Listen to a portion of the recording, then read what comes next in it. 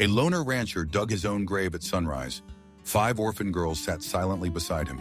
He dug his own grave with bare hands, not out of despair, but as a quiet farewell to a life no one cared to remember. No family, no neighbors, no letters. Just 5 little girls watching him from the edge of the prairie, silent, barefoot, unclaimed. No one knew who they were, and they didn't know. He was the man who had once caused their greatest sorrow. But what happened between that grave and the sunrise is the kind of story that only the land remembers. And it does not speak often. The Hermit of Bitter Springs. The year was 1882, and Bitter Springs was the kind of town where dust settled on everything dreams, memories, and men alike. Named for the alkaline water that bubbled up from underground, the town itself had grown bitter over the years, hardened by failed harvests, Indian raids, and the peculiar loneliness that seemed to seep into the souls of those who stayed too long. 7 miles past the last fence post, where even the coyotes thought twice about venturing, stood a weathered ranch house that belonged to Eli Matisse. The structure leaned slightly to the east as if trying to escape the relentless western wind. Paint had long since surrendered to the elements, leaving bare wood the color of old bones. Eli was 73 years old, though some swore he'd been that age for the past 20 years. His face was a map of deep lines, each one carved by wind, sun, and something darker that lived behind his gray eyes. Those eyes had once been blue-bright as a summer sky, his wife had said, but grief had leached the color from them just as surely as time had stolen the color from his hair. The townspeople had long since stopped trying to be neighborly. In the early days after the fire, they'd come with casseroles and condolences. But Eli's silence was a wall higher than any fence, and eventually they learned what he wanted them to learn. Eli Mathis didn't want visitors, and visitors learned not to want Eli Mathis. His daily routine never varied. He wakes before dawn, usually to the sound of his own coughing lungs scarred by too many years of breathing dust and smoke. Check the window first, always the eastern window, though he couldn't have said what he was looking for. Maybe sunrise, maybe something else. Feed the 3 remaining horses. Once he'd had 12 fine animals with Arabian blood mixed with sturdy frontier stock. Now only 3 aged mares remained: Sorrow, Silence, and Sally. He'd named the first 2 after the fire. Sally had been his daughter's horse, and he couldn't bring himself to change her name, even after. Coffee came next. Black, bitter. The way everything tasted these days. He'd eat the same breakfast he'd eaten for 15 years. Beans and cornbread when he had cornmeal, just beans when he didn't. The kitchen still had 2 chairs at the table, though no one had sat in the second chair since the night his world burned down. The days were for work, mending fences that didn't really need mending, checking on cattle he'd sold off years ago, walking the property line like a sentry guarding nothing. The ranch was 640 acres of stubbornness, mostly scrub grass and memories. Once it had been something, once he'd had plans. Now it was just a place to wait. Evenings were the hardest. That's when the ghosts came calling. Not real ghosts, Eli didn't believe in such things, but memories so vivid they might as well have been. A little girl's laughter echoing from the empty barn. The scent of his wife Margaret's lavender soap lingered in rooms she'd never walk through again. The sound of hymns drifting from the direction of town, from a church that no longer stood. Long pause. But on this particular evening in late October, as the sun bled crimson across the horizon, and the first cold wind of winter came prowling down from the north, Eli did something different. He stood from his supper of cold beans, left his dishes unwashed on the table, and walked to the tool shed. The shovel was exactly where he'd left it 15 years ago, the night he'd buried them. His hands, gnarled with arthritis and time, wrapped around the smooth handle. It felt right. It felt like completion. He walked to the hill behind his house, to the spot where 2 weathered crosses marked the only graves that mattered. Margaret Matisse, 1859-67. Hope Mathis, 1859-1867. Wife and daughter taken the same night, buried the same day. 20 paces east of their graves, Eli stopped. The ground here was softer, watered by an underground spring. Prairie grass grew thick and green even in October. It would be a good spot, a quiet spot. He raised the shovel and began to dig. The arrival. The first girl appeared just as Eli's shovel bit into the earth for the 20th time. The sound of footsteps hadn't announced her children, who survive on the frontier, learned to move like ghosts. She simply materialized at the edge of his vision, a thin figure against the dying light.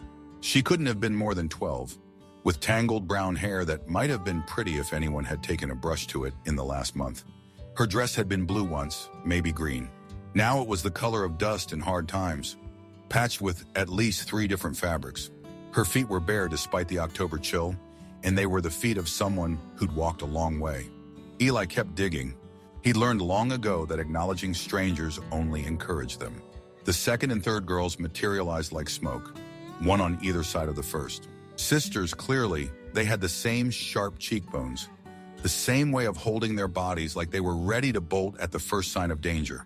The same haunted look in their eyes that spoke of too much loss, too young. The second girl was maybe 10, with hair a shade lighter than her sister's, and eyes that seemed too large for her face. The third couldn't have been more than 8, still carrying baby fat in her cheeks, but with a mouth set in a line that belonged on someone much older. By the time the sun touched the horizon, painting the clouds in shades of blood and fire, 5 girls stood in a perfect line at the edge of his property. The fourth was perhaps 7, with dark hair unlike her sister's, and a way of standing that suggested she was used to being overlooked. The fifth made Eli's hands falter on the shovel. She was tiny, maybe 6 years old, with hair so blonde it was almost white. In the dying light, with the sun behind her, she looked like a ghost, like a memory, like hope. They didn't speak. They didn't move closer. They just watched as Eli Mattis dug what was clearly meant to be his own grave. The hole was taking shape now, 3 feet deep, 6 feet long. He'd measured it out in his mind 1,000 times over the years. "Get on home," Eli finally growled, not looking up from his work. His voice came out rusty, like a gate that hadn't been opened in years. They didn't move. "I said we get." Still nothing. The wind picked up, rustling the prairie grass, carrying the scent of coming winter. The girls might have been carved from stone for all they responded to his commands. Then the youngest one, the one who looked like hope, took a single step forward. Her movement was careful, deliberate, like someone approaching a wounded animal. She held out something in her small fist, arm extended as far as it would go, as if she was afraid to come any closer. It was a photograph. Even from 6 feet away, Eli could see it was old. Worn, creased, water-stained in one corner. "Please," the child said, and her voice was barely more than a whisper. "Please, mister." Against every instinct, Eli found himself setting down the shovel. He climbed out of the half-dug grave, his knees protesting the movement, and approached the child. Up close, the resemblance was even more unsettling. Same corn silk hair, same innocent eyes, same way of tilting her head when she was waiting for an answer. He took the photograph with hands that suddenly trembled. It was a family portrait, the kind traveling photographers made. A woman sat in the center, surrounded by 5 little girls. The woman was beautiful in that worn way frontier women often were. Beauty ground down by hardship but not erased by it. She wore a simple dress and a small cross at her throat. But it wasn't the image that made Eli's blood run cold. It was the writing on the back. A woman's careful script, the kind taught in Eastern schools before the war. The ink was faded but still readable.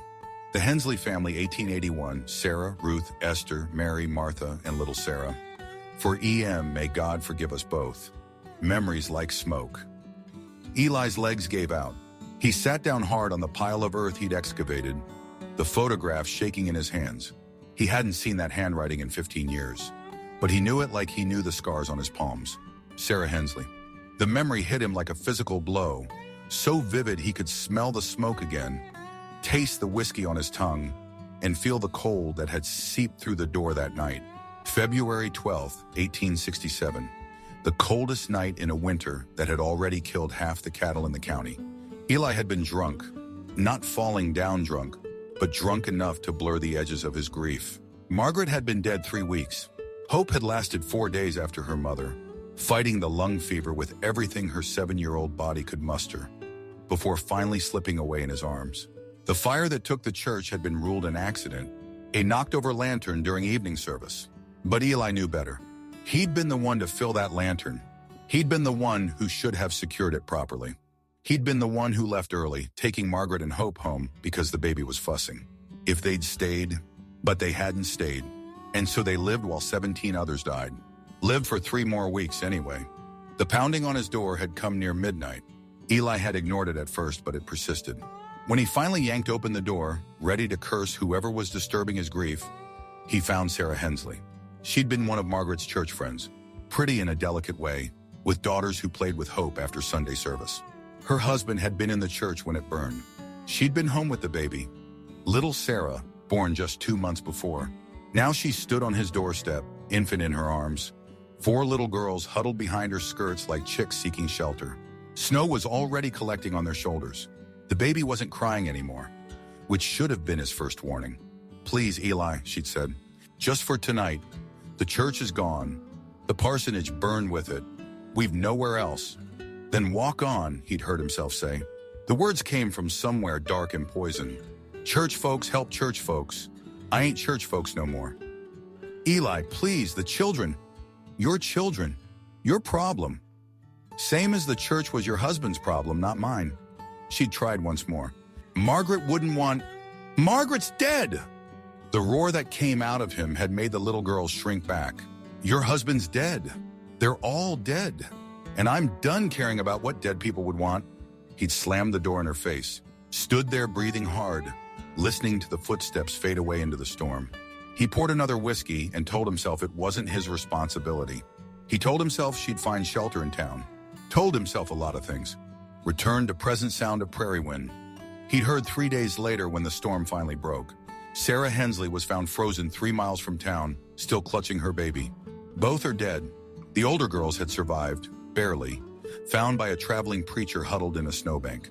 Frostbite had taken some fingers and toes, but they'd lived. The preacher had taken them to the orphanage 3 towns over. They'd vanished from Bitter Springs soon after, swallowed up by the vast indifference of the frontier. Eli had added their ghosts to his collection and gone on drinking. Now here they stood, Sarah Hensley's daughters, and they knew exactly who he was. "You're them," he said, voice barely more than a croak. "Sarah Hensley's girls." The oldest, Ruth, according to the photograph, nodded slowly. "You remember?" "Course I remember." The words tasted like ashes. "I remember everything about that night." The vigil Eli expected anger, expected accusations, stones, even violence. He would have welcomed it. Punishment was something he understood. It was the language he'd been speaking to himself for 15 years. But the girls did none of those things. As darkness fell proper, painting the prairie in shades of black and silver, they simply sat down in the grass. They arranged themselves in a half circle around the grave he'd dug, movements coordinated without words like they'd done this before. The oldest girl, Ruth, he reminded himself, her name is Ruth, pulled out a small bundle from somewhere in her patched dress. She unwrapped it carefully, revealing hard biscuits that looked more suitable for building than eating. She broke them into precise portions, passing pieces to each sister. They ate in silence, and somehow that was worse than any accusation. "Why?" Eli's voice came out cracked, unused to questions that mattered. "Why did you come here?" Ruth looked at him with eyes that belonged on someone 3 times her age. In the moonlight, he could see Sarah Hensley in her features, but weathered by hardships her mother had never lived to face. "Mama told us about you," she said simply. "Before she died," Eli's chest tightened. "Told you I killed her." "No," the word was firm, certain. "She told us you were hurting too, that you'd lost your wife and daughter in the church fire. That grief had made you hard as winter ground." The words hit him harder than any accusation could have. "She said that while she was dying?" It was Esther who answered, the second oldest. "She said you'd been a good man once. Said grief could freeze a heart just like winter could freeze the earth. But spring always comes," she said, "even to the hardest ground." "Spring," Eli laughed, but it was a sound with no humor in it. "Your mama was wrong about that. Some ground stays frozen. Some winters don't end." Little Sarah, the youngest, the one who looked so much like Hope, crawled closer. Not to him, but to the edge of the grave. She peered down into it with the fearless curiosity of children. "Is this where you're going to sleep?" she asked. "It's where I'm going to die," Eli said bluntly. She considered this with the seriousness only a 6-year-old could manage. "Will you be cold?" The question broke something in him. I don't know." "Mama was cold," little Sarah said matter-of-factly. "We tried to keep her warm, but she got cold anyway.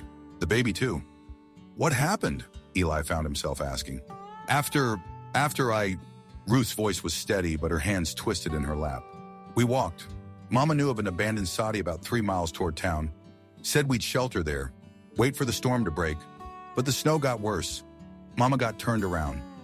We tried to dig a snow cave. Mary spoke up for the first time. She was the quiet one, the one with dark hair, like Papa had taught us. But Mama couldn't help, and the baby was crying so loud.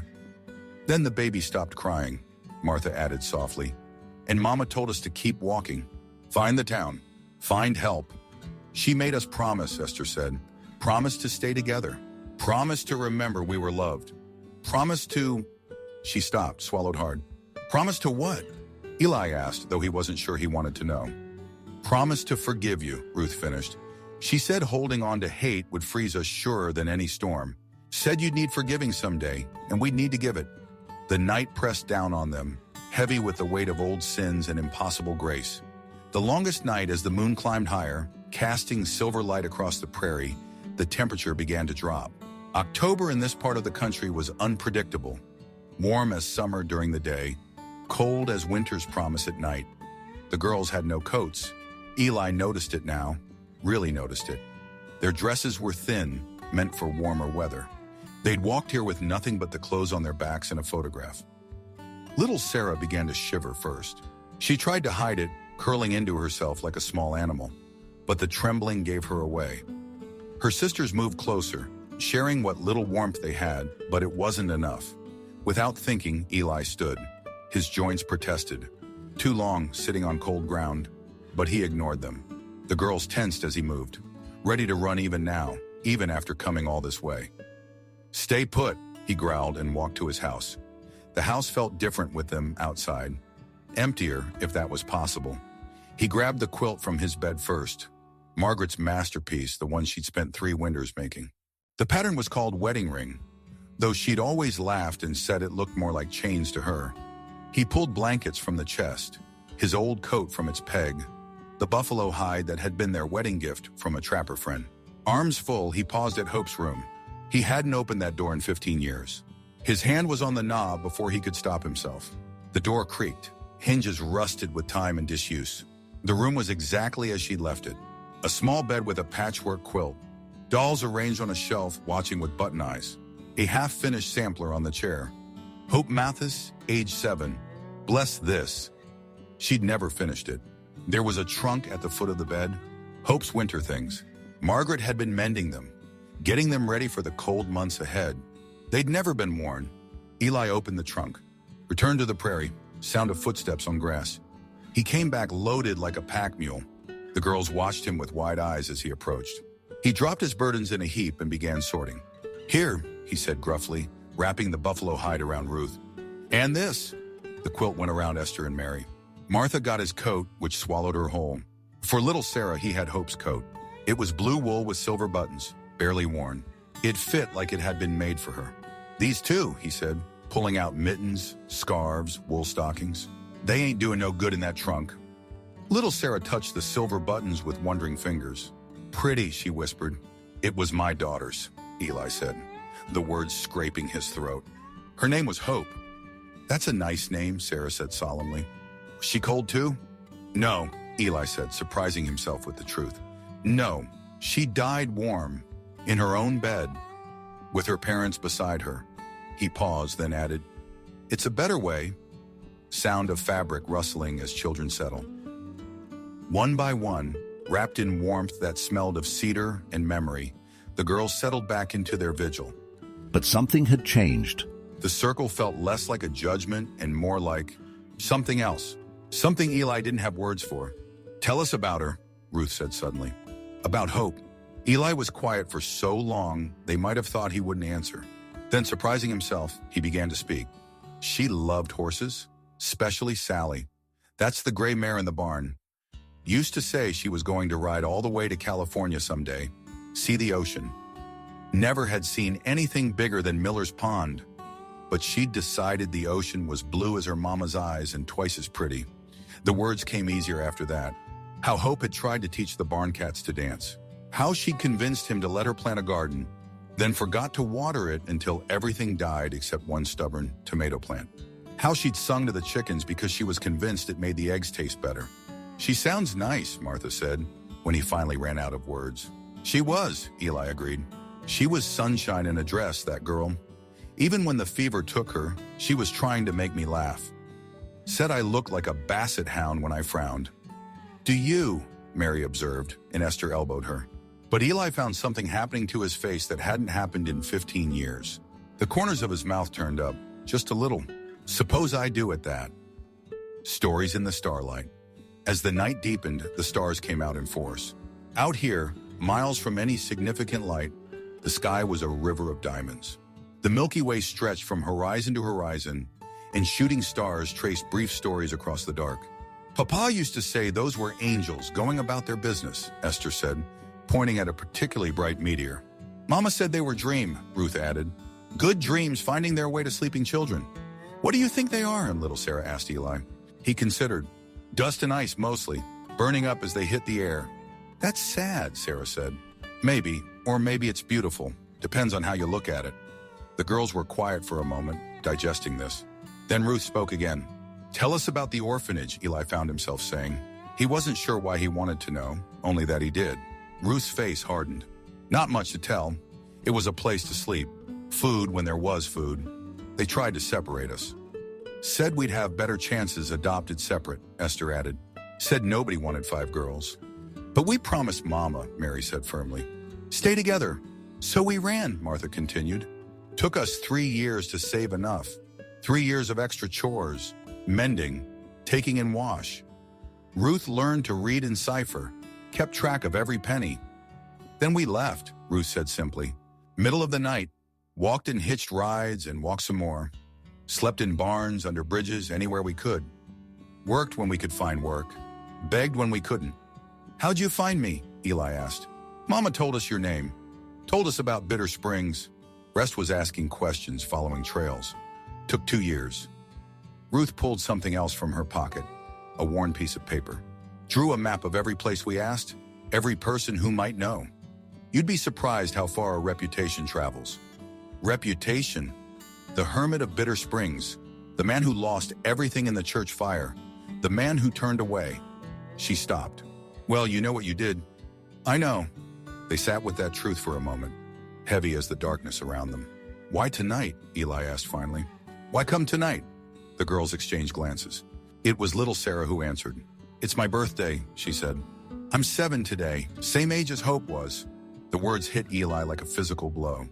7. Hope had been 7. Mama always said birthdays were for new beginnings, Sarah continued. So we thought, maybe... She trailed off, but Eli understood. They'd come to offer him a new beginning. On the anniversary of an ending. The choice. As dawn approached, painting the eastern sky in the faintest shades of rose and gold, Eli stood at the edge of the grave he'd dug. 6 feet deep now. He'd finished it while talking, needing something to do with his hands. 6 feet long, 2 feet wide, room for one man's failures and regrets. The girls had dozed off one by one except for Ruth. She sat watching him with those 2 old eyes, Hope's coat pulled tight around little Sarah, who had curled up against her. You still planning to use it? Ruth asked quietly. Eli looked down into the hole. He'd imagined this moment so many times. The piece of it, the ending of it.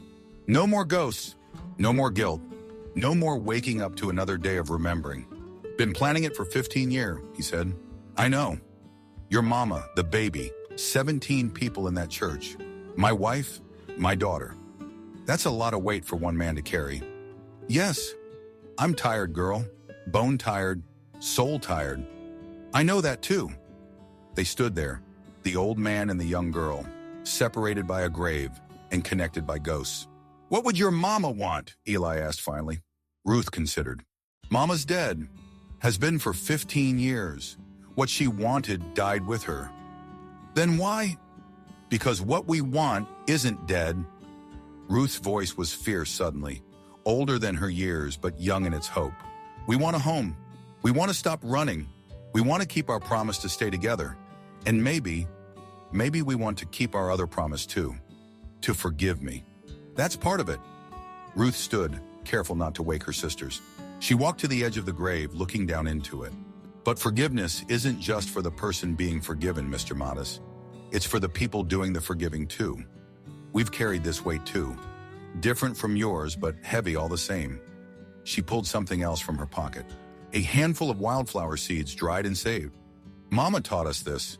Said when you plant something where someone died, You're not forgetting them. You're choosing for life to go on anyway.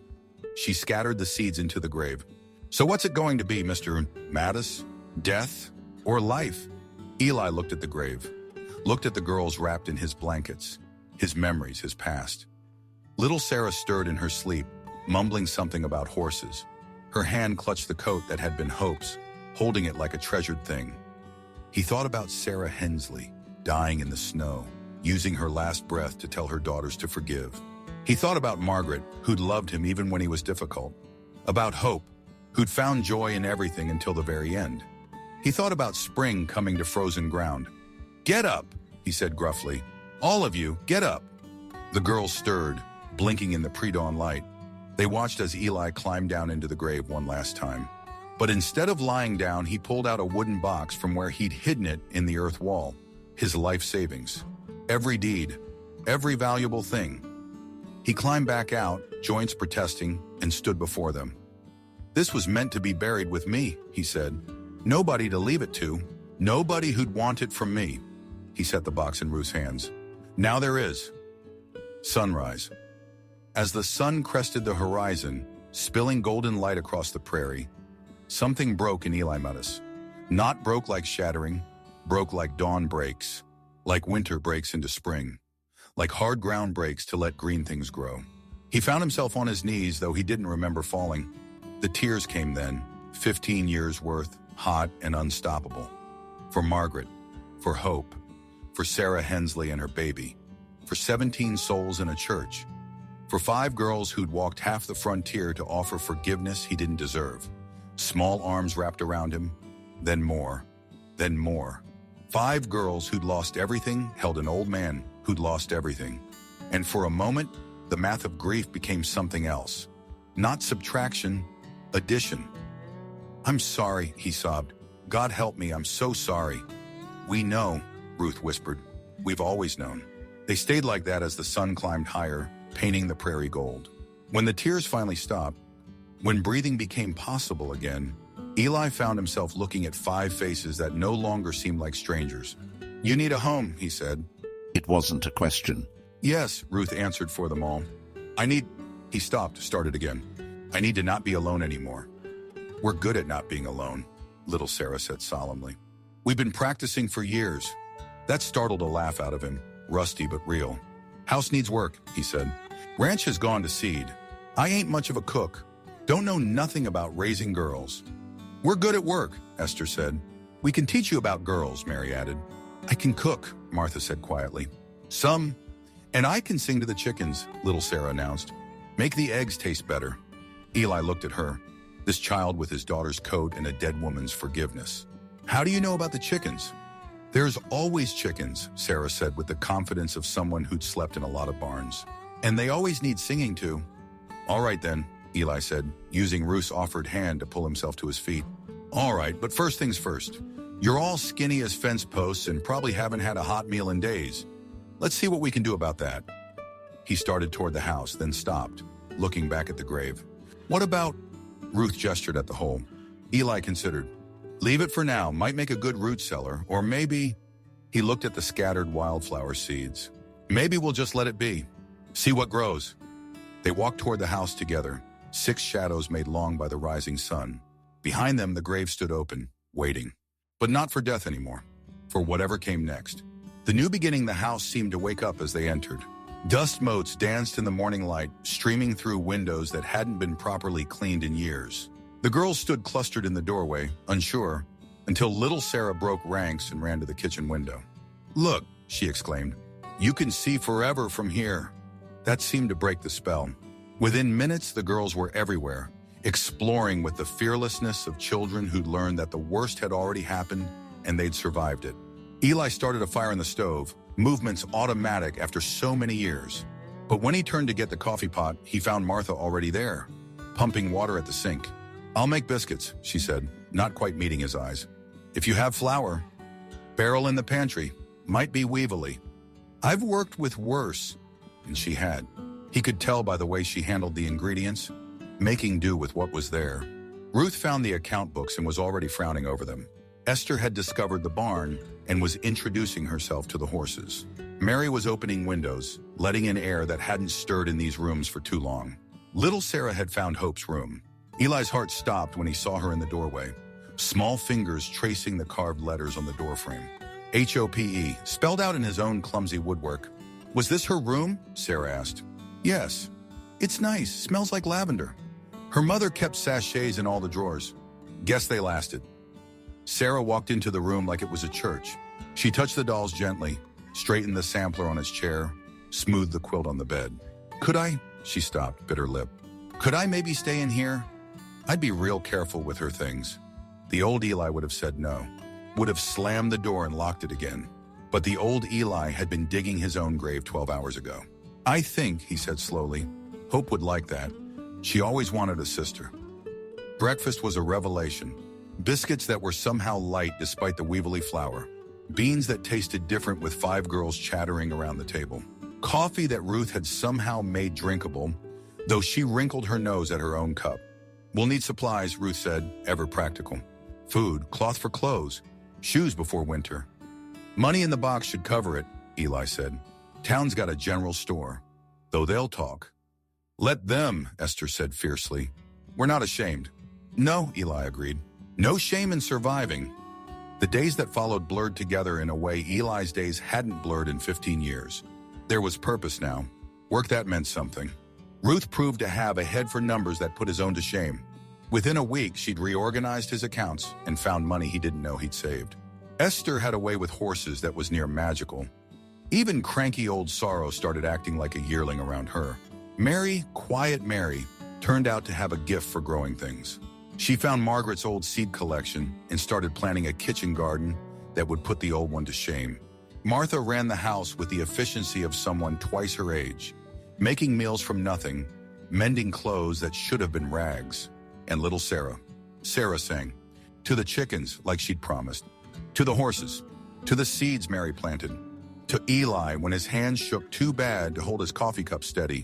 Her voice was clear as morning, and it filled the empty spaces in the house with something that might have been hope. The town's whispers.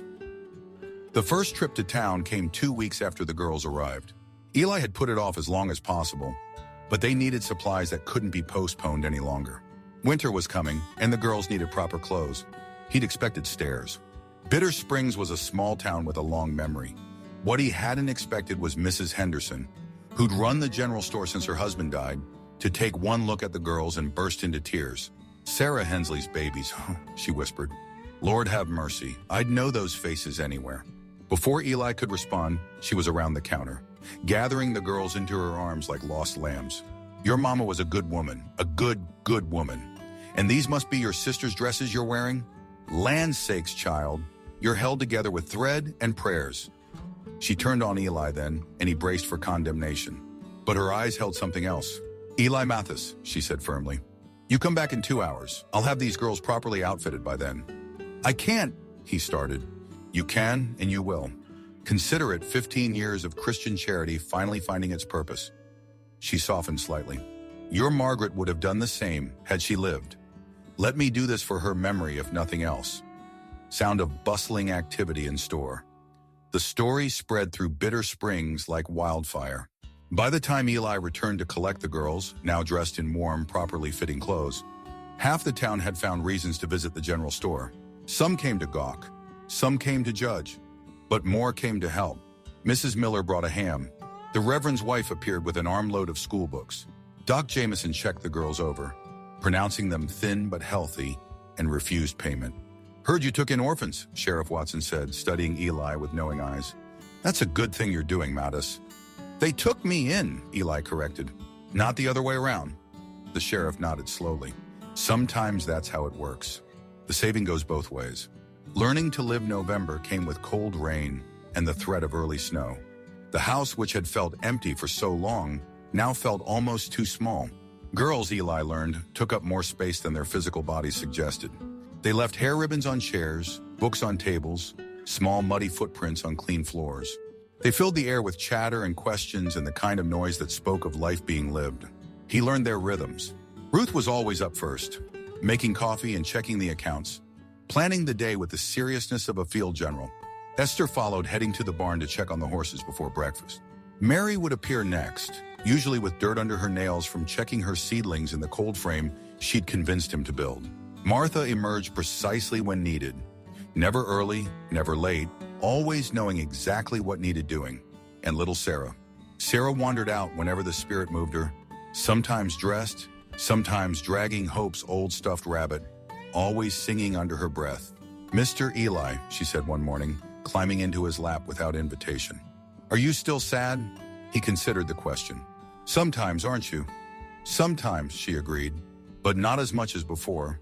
Martha says that's okay. She says sad is like rain. It helps things grow, but too much drowns everything. Martha's smart.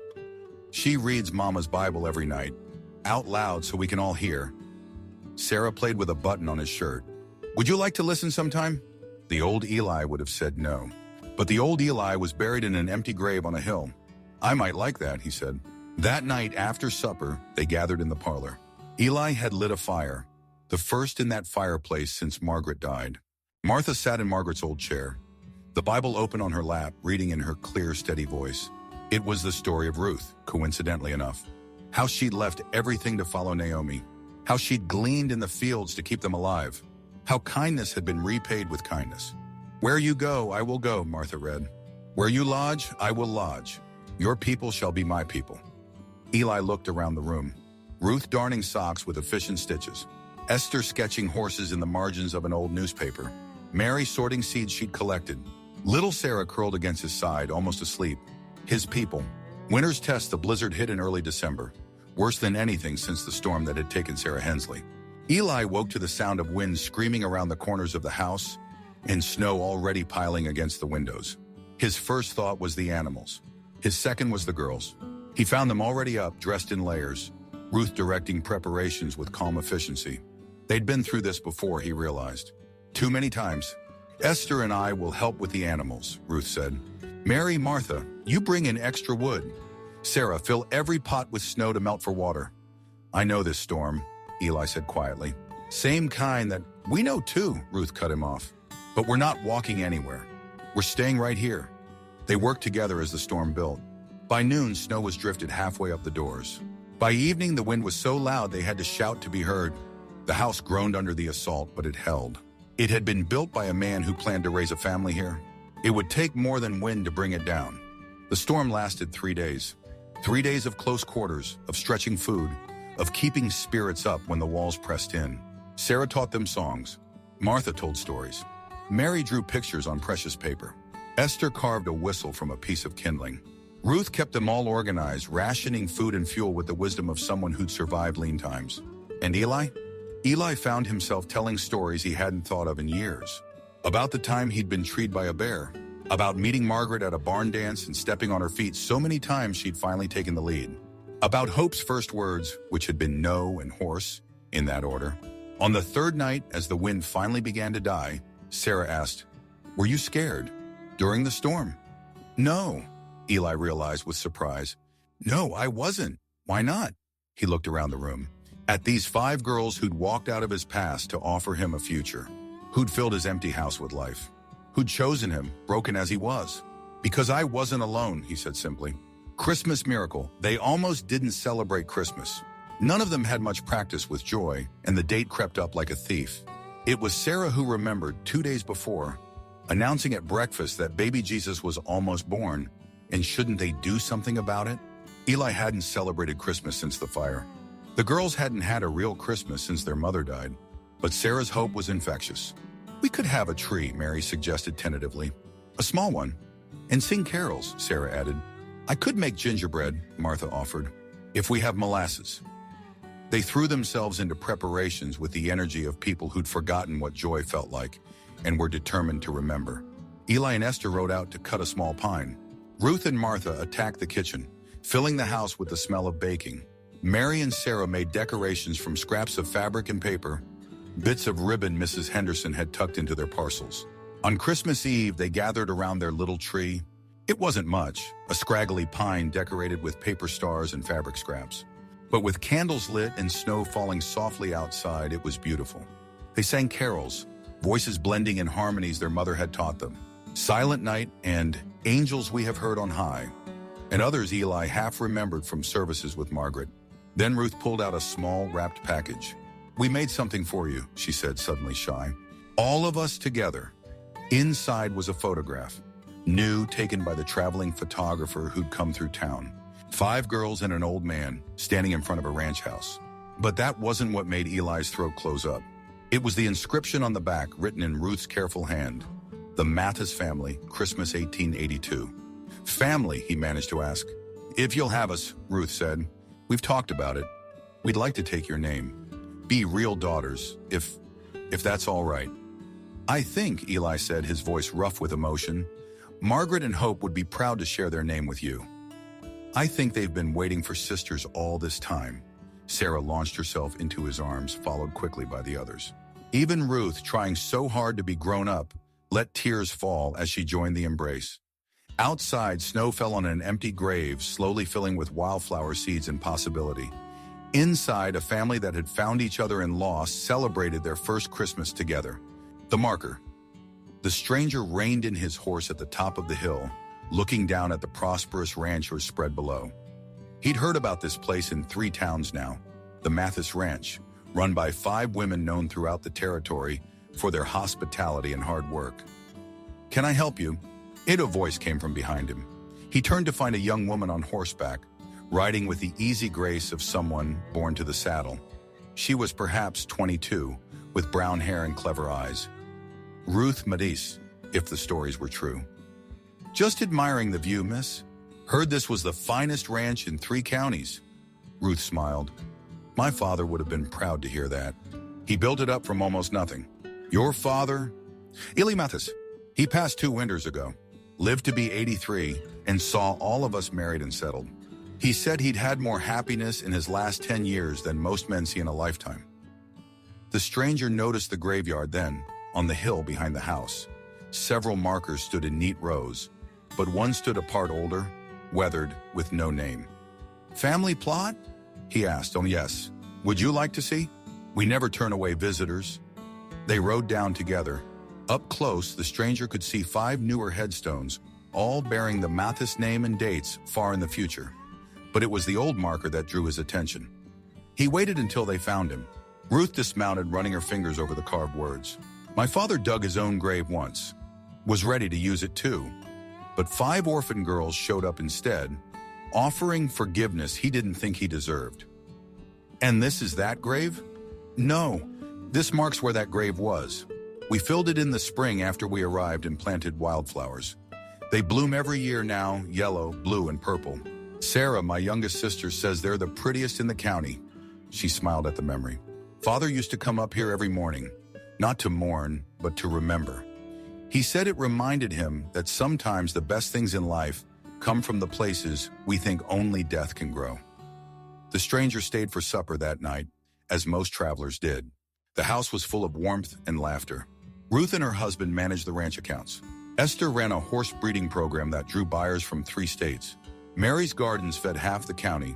Martha had married the new reverend and turned the parsonage into a haven for anyone in need. And Sarah, little Sarah, who had looked so much like Hope, had become the town's school teacher, filling the schoolhouse with the same songs she'd once sung to chickens. After dinner, Martha read from the Bible, as was their custom. The passage was from Ecclesiastes, a time to plant, and a time to uproot, a time to weep and a time to laugh, a time to mourn and a time to dance. Where forgiveness grows. Late that night, after the stranger had bedded down in the barn and the house had grown quiet, Sarah Mathis Gordon walked up to the hill. She did this sometimes when the memories felt particularly close. The marker stood silent in the moonlight, surrounded by sleeping wildflowers. She knelt beside it, not in grief but in gratitude. "We did it, Mr. Eli," she whispered. "We kept our promise. All of it. We stayed together. We remembered we were loved and we forgave." The wind stirred the flowers, releasing their sweet scent into the night air. Somewhere in the distance, a coyote called to its pack. Not a lonely sound, but one of belonging. Sarah smiled, remembering the old man who taught her that families weren't just made by blood. They were made by choice, by showing up when it mattered, by choosing forgiveness over hate, love over fear, and life over death. She touched the marker one more time before heading back to the house where her own children slept, dreaming under quilts made by many hands across many years. Behind her, the wildflowers nodded in the breeze, growing strong and beautiful in soil that had once been meant for death. And if you stood there in just the right light, with just the right eyes, you might see what Sarah saw. Not an ending, but a beginning. Not a grave, but a garden. Not just a marker, but a testament. Sometimes the greatest courage is accepting the forgiveness we don't deserve. Sometimes the deepest love comes from the most unexpected places.